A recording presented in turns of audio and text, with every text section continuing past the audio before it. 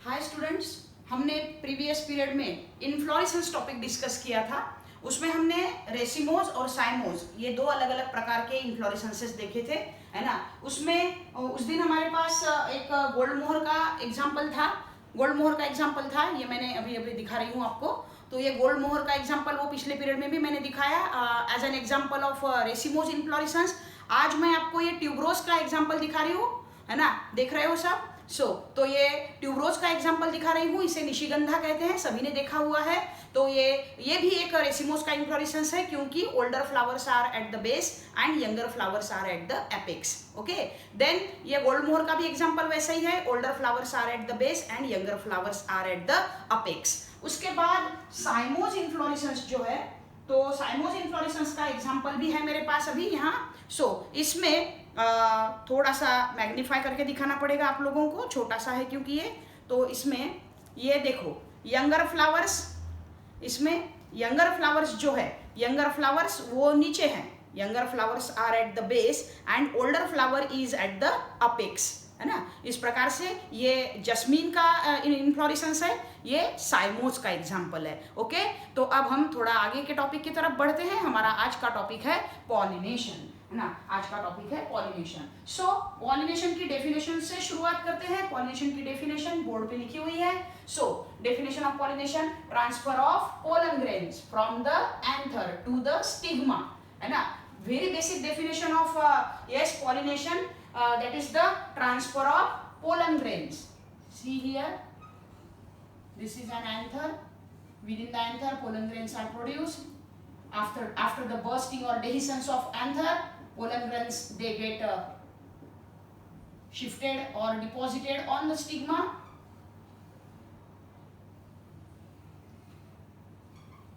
And this process of transfer of pollen grains, from the anther to the stigma, is called as pollination. तो pollination की पहले हमने broad level पे definition ली है, थोड़ा डिटेलिंग बाद में करेंगे। Transfer of pollen grains from the anther to the stigma is called as pollination. थोड़ा एक्सटेंड करेंगे तो transfer of pollen grains from the anther to the stigma of the same flower, और अनदर फ्लावर, उसी फूल में हो सकता है या दूसरे फूल में भी हो सकता है, एक ही प्लांट के, है ना।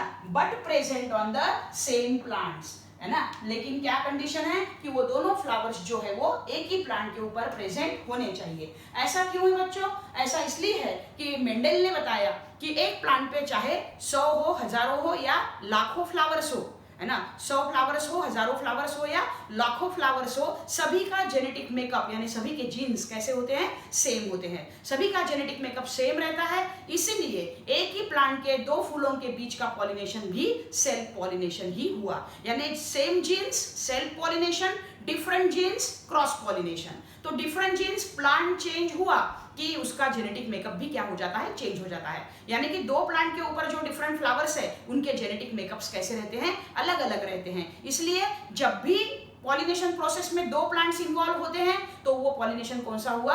Cross pollination. और जब भी सेम प्लांट के ऊपर के दो फ्लावर्स है अगर, तो वो हुआ सेल्फ पॉलिनेशन। ओके, नाउ एक एक कंडीशन आगे बढ़ते हैं, है ना। अभी मैं आपको इन रियल दिखाती हूँ। स्टिग्मा और एक एंथर और एक स्टिग्मा मैंने हाथ में लिया है। पहले सेम फ्लावर वाली कंडीशन देखते हैं, तो ध्यान दो इधर। ध्यान दो, तो इस फ्लावर का ये है एंथर। एंथर के ऊपर डस्ट आ चुकी है, यानी कि पोलन ग्रेन बाहर आ चुके हैं, फूल फूट के एंथर फूट के उसके बाहर आ चुके हैं पोलन ग्रेन्स। अब ये पोलन ग्रेन की डस्ट यहाँ से निकल के उसी फ्लावर के स्टिग्मा के ऊपर अगर डिपॉजिट होते हैं, है ना, तो एंथर से निकल के पोलन ग्रेन्स उसी फ्लावर के स्टिग्मा के ऊपर अगर डिपॉजिट होते हैं, तो उसके लिए हमने यहाँ टर्म लिखी हुई है, सेल्फ पॉलिनेशन की ही टर्म है, ऑटोगैमी। यानी एक बात क्लियर हो गई बच्चों कि अगर एक ही प्लांट इन्वॉल्व हो रहा हो पॉलिनेशन के प्रोसेस में तो वो प्रोसेस है सेल्फ पॉलिनेशन, और अगर दो प्लांट्स इन्वॉल्व हो रहे हो तो वो है क्रॉस पॉलिनेशन। अब सेल्फ पॉलिनेशन के भी दो सब टाइप्स है, ऑटोगैमी और गेटोनोगैमी। कौन से दो प्रकार है? ऑटोगैमी या फिर ऑटोगैमी और यस गेटोनोगैमी, ऐसे दो प्रकार है।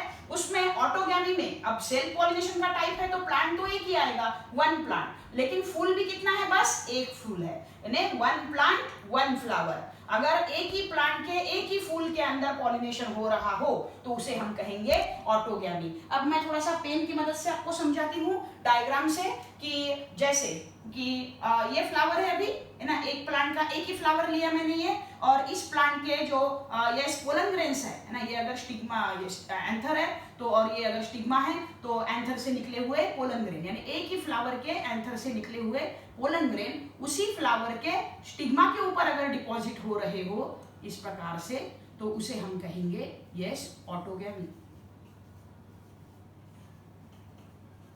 ऑटोगैमी, है ना, एक ही प्लांट के एंथर के एक ही प्लांट के एक ही फ्लावर के एंथर के पोलन ग्रेन उसी फ्लावर के स्टिग्मा के ऊपर अगर डिपॉजिट हो रहे हो तो उसे हम कहेंगे ऑटोगैमी। ऑटोगैमी वर्ड क्यों यूज कर रहे हैं? क्योंकि ऑटो का मतलब होता है स्वयं, खुद, स्वतःहून।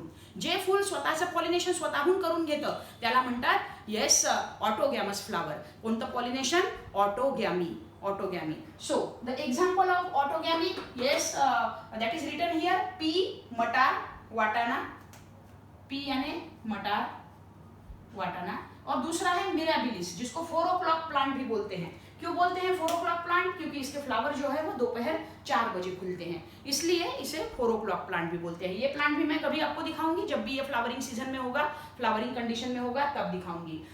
तो फिर ऑटोगैमी कंडीशन अभी समझ में आई। पहली बात, इसमें एक ही प्लांट इन्वॉल्व होता है, एक ही फ्लावर इन्वॉल्व होता है, उसी फ्लावर के एंथर से निकले हुए पोलन ग्रेन उसी फ्लावर के स्टिग्मा के ऊपर डिपॉजिट होते हैं, तो उस कंडीशन को हम कहते हैं ऑटोगॅमी। और ऑटोगॅमी का परफेक्ट एग्जांपल है पी, यानी कि मटार, मराठीमध्ये आपण त्याला म्हणतो वाटाणा। उसके बाद दूसरा जो ये टाइप है वो है गेटोनोगॅमी। दूसरा टाइप है गेटोनोगॅमी। अब गेटोनोगॅमी का मतलब होता है, यस, गेटोन का मतलब होता है नेबर, हिंदी में पड़ोसी, मराठी मध्ये शेजारी। ओके, तो गेटॉन शब्द जो है ये लैटिन वर्ड है, और गेटॉन शब्द का लैटिन भाषा में मीनिंग होता है येस नेबर, ओके, पड़ोसी, शेजारी। तर जर दोन फुलं भाग घेत असतील, आपण एकाच झाडावर प्रेझेंट असतील, ओके, अगर दो फ्लावर्स पार्टिसिपेट हो रहे हैं पॉलिनेशन के प्रोसेस में, लेकिन वो एक ही प्लांट के हैं, इसका मतलब क्या हुआ बच्चों कि क्योंकि वो फ्लावर्स एक ही प्लांट को बिलोंग करते हैं, इसका मतलब उनका जेनेटिक मेकअप सेम है, और जेनेटिक मेकअप सेम है तो सीधा सीधा self pollination. Genetic makeup different है पार्टिसिपेटिंग फ्लावर्स का, तो सीधा सीधा क्रॉस पॉलिनेशन। तो इस प्रकार से गेटॉन यानी पड़ोसी, नेबर, शेजारी म्हणतो मराठीमध्ये, आणि एक प्लांट असेल पण एकाच प्लांटवरचे दोन फुलं असतील, त्यांच्यामध्ये होणारं जे पॉलिनेशन आहे त्याला आपण कोणतं पॉलिनेशन म्हणू? गेटोनोगॅमी। आता हीच गोष्ट मी तुम्हाला इन्फ्लोरेसन्सच्या मदतीने पहिल्यांदा डायग्रामवर समजून सांगते बोर्डवरती ना। या फ्लावरचे हे पोलन ग्रेन्स आहेत, आपण आधी ड्रॉ केले आहेत। हे पोलन ग्रेन्स त्याच झाडावरच्या दुसऱ्या फुलाच्या स्टिग्मावर डिपॉझिट झाले। समजा इथे आपण स्टिग्मा काढून घेऊया।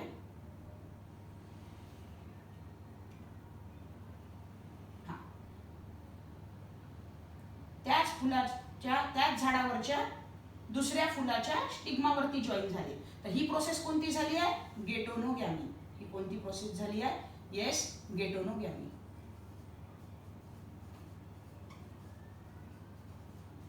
गेटोनोगॅमी प्रोसेस झाली। तर आता इथे एकच झाड आहे, दोन फुलं आहेत, एका फुलाचे पोलन ग्रेन्स दूसऱ्या फुलाच्या स्टिग्मावर डिपॉजिट झाले। एक फूल से निकले हुए पोलन ग्रेन्स दूसरे फूल के स्टिग्मा के ऊपर डिपॉजिट हुए, लेकिन वो दूसरा फूल एक ही प्लांट पे है, यानी ये दोनों flowers participating in the pollination, they are present on the same plant, and if such is a condition there, then the pollination kind is described as गेटोनोगॅमी। that is described as गेटोनोगॅमी। now गेटोनोगॅमी का example है मेज। मेज यानी मकई, मका म्हणतो आपण मराठीमध्ये मका। आणि दूसरा एग्जांपल है ककुरबिटा, है ना, ककड़ी बोलते हैं मराठी में काकड़ी। दो एग्जांपल्स है, मेज भी है और काकुरबिटा भी है, काकड़ी भी है। और तो गेटोनोगॅमी में क्या कंडीशन हुई बच्चों? Yes, one plant two flowers. और ऑटोगॅमी में क्या कंडीशन हुई? One plant one flower. Autogamy में कंडीशन हुई 1 प्लांट 1 फ्लावर, और गेटोनोगैमी में कंडीशन आई 1 प्लांट्स 2 फ्लावर। तो इस प्रकार से ये दो है गेटोनोगैमी में, और इस इन्फ्लोरेसेंस के साथ भी समझाती हूँ कि कैसे होगा इस इन्फ्लोरेसेंस के साथ, है ना। अब ये 2 फ्लावर्स है ना, एक ही प्लांट के ये 2 फ्लावर्स है,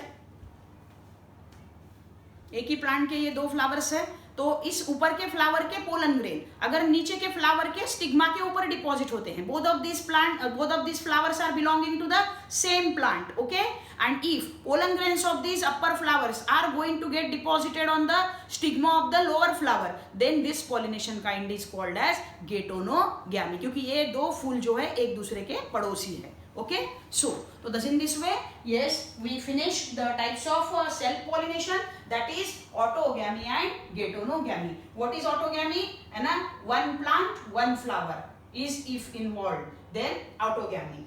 1 plant 2 flowers, then getonogamy. Autogamy का example P.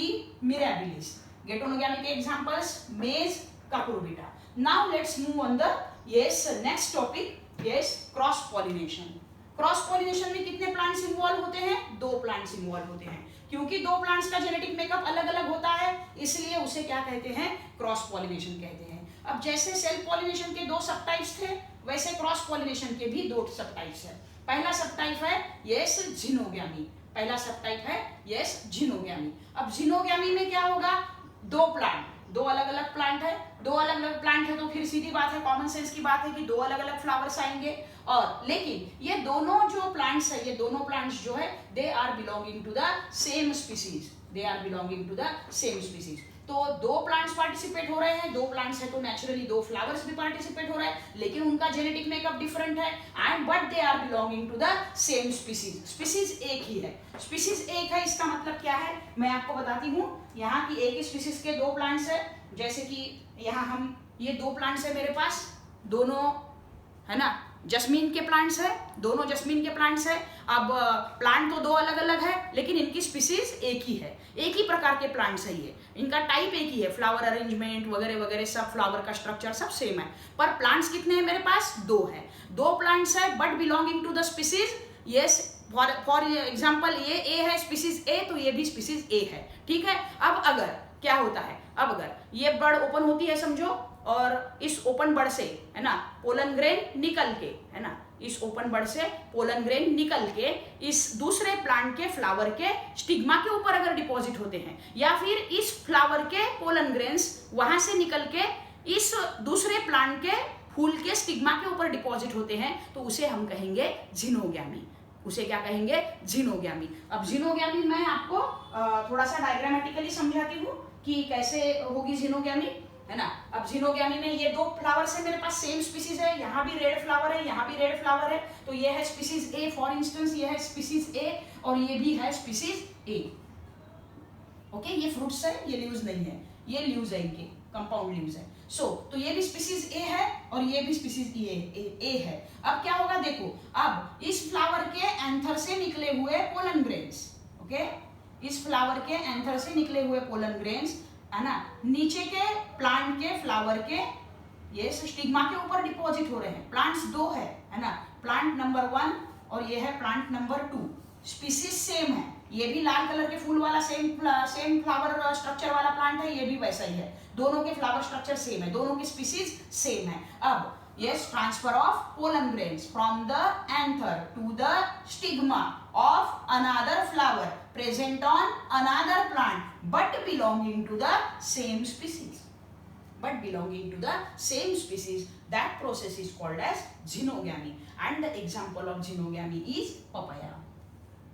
Example of xenogamy is papaya. Papaya में बच्चों मेल प्लांट ही अलग होता है, मेल प्लांट के ऊपर सिर्फ मेल फ्लावर्स होते हैं जिनमें कि सिर्फ एंड्रोशियम यानी स्टेमन्स होते हैं, और एंथर होते हैं, एंथर के अंदर पोलन ग्रेन्स होते हैं, और वो पोलन ग्रेन्स जो है वो फीमेल प्लांट के जो फीमेल फ्लावर्स है उनके स्टिग्मा के ऊपर डिपॉजिट होंगे, और उस प्रोसेस को हम कहेंगे झिनोगैमी। 2 plants 2 flowers but belonging to the same species, example papaya. Now last one is the hybridization. Hybridization में भी क्योंकि ये क्रॉस पॉलिनेशन है तो 2 प्लांट्स है, अब 2 प्लांट है तो 2 फ्लावर्स तो रहेंगे ही, कॉमन सेंस यूज करना है, लेकिन जीनोगैमी में और हाइब्रिडाइजेशन में क्या फर्क है? जीनोगैमी में both the plants they were belonging to same species, and here instead of same these species are different, दो अलग अलग स्पीसीज के हैं। तो हाइब्रिडाइजेशन का जो नेचुरल हाइब्रिडाइजेशन के एग्जांपल्स बहुत रेयर है, लेकिन एक एग्जांपल है नेचुरल हाइब्रिडाइजेशन का, वो है कॉटन। इंसान ने तो लगभग हर एक इकोनॉमिकली इंपॉर्टेंट प्लांट का आर्टिफिशियल हाइब्रिडाइजेशन कर दिया है। Okay, cotton. अब यही सेम चीज जो हाइब्रिडाइजेशन की, दो प्लांट दो फ्लावर्स डिफरेंट स्पीसीज के बीच में कैसे होता है, एक बार मैं डायग्रामेटिकली आपको समझाती हूँ, तो फिर हम ये टॉपिक क्लोज कर पाएंगे। तो यहाँ देखो स्पीसीज ए है और ये है स्पीसीज बी, ये है स्पीसीज बी। अब स्पीसीज ए से निकले हुए पोलन ग्रेन, स्पीसीज ए से निकले हुए पोलन ग्रेन स्पीसीज बी वाले प्लांट के फ्लावर के, है ना, गायनोशियम के ऊपर डिपॉजिट होते हैं अगर, है ना, तो ये हुआ यस हाइब्रिडाइजेशन।